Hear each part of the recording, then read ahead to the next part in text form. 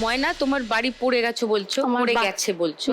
2021-এ আমার যে বন্যাটা হলো, আচ্ছা, আমার এতটা করে পর্যন্ত আমার জল, বাবা, খুব কষ্টের মধ্যে কোথাকার আছি। জল? দ্বারকাশ্বর নদী। কারেক্ট। আরামবাগ না? আরামবাগ দিয়ে খুব কষ্টের মধ্যে আমি আছি। আমার হচ্ছে ঘরেতে থাকতে আমি একদমই পারিনি। তোমার বাড়ি থেকে কে আছে ময়না? শ্বশুর, শাশুড়ি, ছেলে, আমার স্বামী। আমার স্বামীর সেরকম ইনকাম নেই। কেন, কি করেন? সে লোকের লেবার খাটে, রাজমিস্ত্রির লেবার খাটে, তার সেরকম কিছু নেই। শ্বশুর শাশুড়ি কি করেন? শ্বশুর হচ্ছে ভ্যান চালায়। ভ্যান চালান। তোমার বাচ্চা কত বড়? 15 বছরে এসেছি। ও, 15 বছর। ও আচ্ছা, ও তোমার ছেলে? কিন্তু টাকা পয়সার জন্য আমি ওকে টিউশনিও দিতে পারিনি। পড়াশোনা করছো? কোন ক্লাসে পড়ে ও? 9-এ পড়ে। তোমার নাম কি? নমস্কার ম্যাম, আমি ক্লাস 9-এ পড়ি। আমার নাম শেখ আশিক। ও আশিক, ফার্স্ট ও সেকেন্ডের মধ্যে বাবা, আছে। আশিক তোমার ঘরে অলরেডি? আচ্ছা, হিরো। ও ফার্স্ট সেকেন্ডের মধ্যে হয়? রোল নাম্বারও সুন্দর, খুব সুন্দর, ফার্স্ট সেকেন্ডের মধ্যে থাকে। কিন্তু টাকার লেগে আমি ওকে টিউশনিও দিতে পারি, বই খাতেও আমাকে লোক দেয়। কোন ক্লাসে পড়ো আশিক? ক্লাস 9। 9-এ পড়ো। পড়াশোনা করতে ভাল লাগে? খুব পছন্দ করে।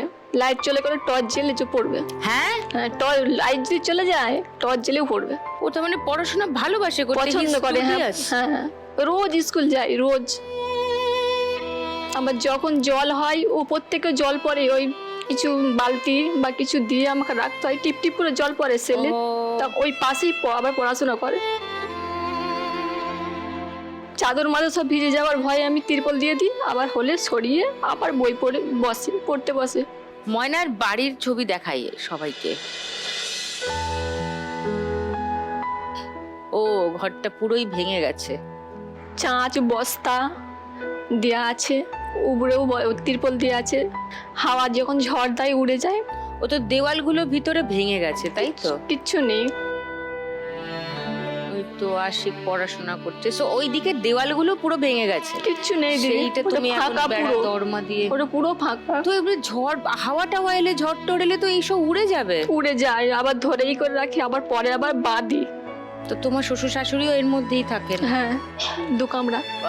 সরকারি সাহায্য কোনোভাবে পাও? না, এখনো পর্যন্ত পাইনি। তোমার বর কতদিন কাজ করেন মাসে? কাজ সেরকম নেই। নেই? না, সেরকম কাজই নেই। যদি 10 দিন যায়, পুরো বাকি দিন 20 দিন বসে থাকে। তো ওই জন্য খাবারও কষ্ট।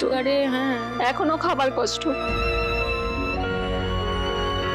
একটা জামা যদি ভালো আসে, কোনো জিনিস, কোনো আইসক্রিম বা কোনো একটা জিনিস খাবার যদি আসে, ছেলে দেখে, কিন্তু এসে কোনোদিন বলতে আমি জানিয়েছি, কিন্তু আমি দিতে পারিনি কোনো জিনিস, ছেলের মুখে তুলতে পারিনি কোনো খাবার।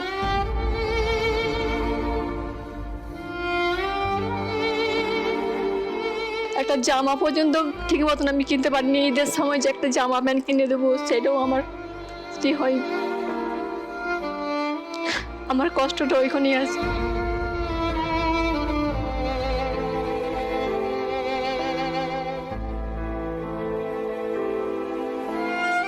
আর কেউ এসছেন বাড়ি থেকে ময়না? আমার ননদ এসেছে, নন্দাই এসেছে। ও, নমস্কার। ওনারাও কি তোমার আশেপাশেই থাকেন? না। হ্যাঁ, কাঁদছো কেন আশিক?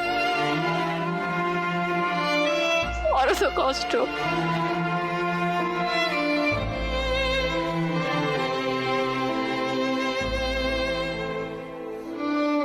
ছেলেকে খাবার তুলে দিতে পারিনি, কোনো খাবার এটা দিতে পারিনি, একটা ঈদেতে জামা প্যান্ট দিতে পারিনি, নিজে না কিনি তাও ছেলের টাকাও দিতে পারিনি।